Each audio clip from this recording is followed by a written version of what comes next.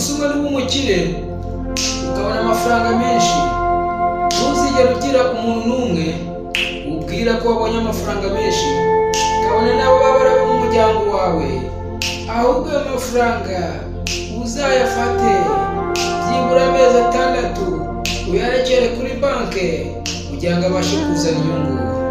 Ikindi gikurikiyeho, ayo mafaranga ntuzagire kugura imodoka ihenze cyane cyangwa se kugura inzu nziza ukodesha aparitoma ihenze, ahubwo icyo cyangwa umubwire gikomeye kurushaho, niba yakubona amafaranga menshi uzishyura amadeni yose wari ufite, abaguhaye amadeni bose uzasigare ubakiranutseho.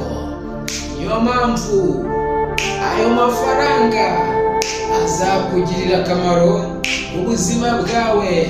Niyo mpamvu nagira ngo ubwire abakire turabakunda ariko ntibadukunda.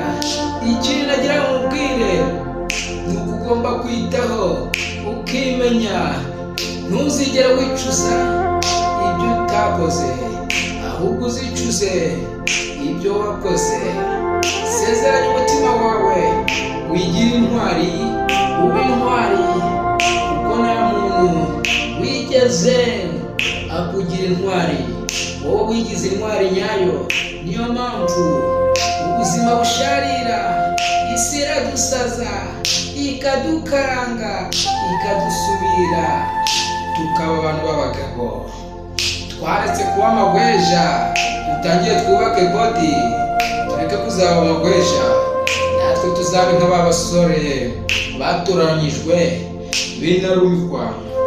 Nawe mugore, niba ukunda umugabo wawe ukaba utagize ukora wuncence n'umunsi n'umwe, ndagira ngo umubwire kugira ngo uzubake urugo rukomere, nuko udashobora kuzakora wuncence n'undi mugabo, kuko nuko ndi wucece n'undi mugabo waramenye inkoresha imwe uzahinduka nk'umusazi, urugo urarusenye. Niyo mpamvu uzabona abagabo muri iyi minsi umugore yatawe umugabo, icyo nicyo kibarangiza, kuko mu gitanda bitaba bigenda neza.